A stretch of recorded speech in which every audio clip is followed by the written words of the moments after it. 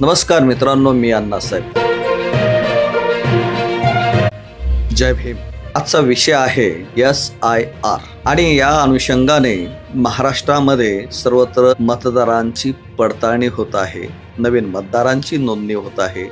ज्यांचं कोणाचं नाव 2-2, 3-3, 4-4, 5-5 ठिकाणी मतदार यादीला आहे, भले ते आपल्या गावात असो, तालुक्यात असो, जिल्ह्यात असो, या राज्यामध्ये वेगवेगळ्या किंवा परराज्यात असून मृत व्यक्ती मतदान करायला येतात आणि प्रत्येक पंचवार्षिकला ते हजेरी लावतात.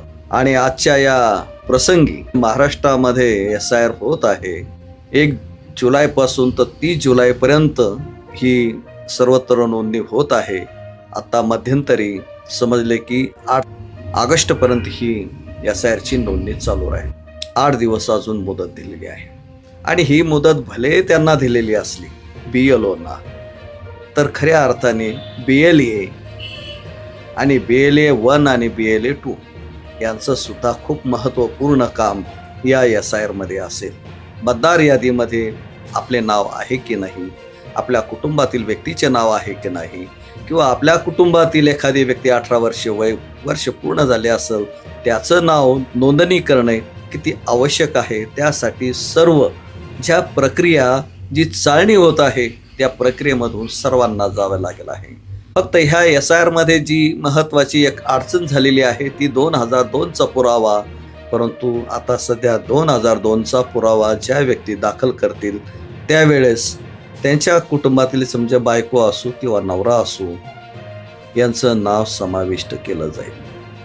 म्हणजे ही एक मोठी अडचण आहे. ती शासनाने किंवा निवडणूक आयोगाने या सूचनेकडे लक्ष दिलं पाहिजे की ज्या व्यक्तीचं मतदार यादीला सध्या एका ठिकाणी ज्या ठिकाणी नाव आहे त्याचं दुसऱ्या ठिकाणी नाही ना, ही काळजी घ्यावी. सगळ्यात महत्त्वाचं दुसरं म्हणजे बूथ लेवल जो अधिकारी आहे त्याचं काम आहे त्या भागातील त्या बूथ लेवलचं जेवढं मतदार यादीमध्ये जे लोक समाविष्ट करायचे त्याने ते समाविष्ट केले पाहिजे.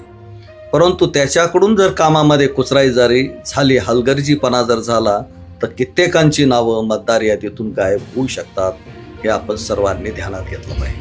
आपण स्वतंत्र देशामध्ये मतदार असल्यामुळे आणि मतदानाचा आपला अधिकार असल्यामुळे आपल्या मतदानामुळेच गावातील ग्रामपंचायत सदस्य असो, नगरपालिकेतला नगरसेवक असो, नगराध्यक्ष असो या सरपंच असो, त्याचप्रमाणे जिल्हा परिषद पंचायत समितीचे सदस्य असो, हे निवडून द्यायचं काम ज्याप्रमाणे आपण करतो तसंच काम आपण विधानसभेमधून आमदार निवडून द्यायचं काम करतो आणि लोकसभेतून खासदार निवडून द्यायचं काम करतो. म्हणजे एवढं मोठं काम मतदाराच्या हाती असताना मतदार जागृत असणं खूप गरजेचं आहे. यासाठी निवडणूक आयोगाने प्रत्येक राजकीय पक्षाला BLA 2 म्हणजे बूथ लेवल एजंट हा नेमायचा अधिकार दिलेला आहे. त्यामुळे हे काम साहजिकच खूप महत्त्वाचं आहे आणि BLA 2 त्याप्रमाणे ते काम करतील आणि अधिकाधिक जे गरजू आहेत त्या सर्वांची नावं या मतदार यादीमध्ये समाविष्ट व्हावी.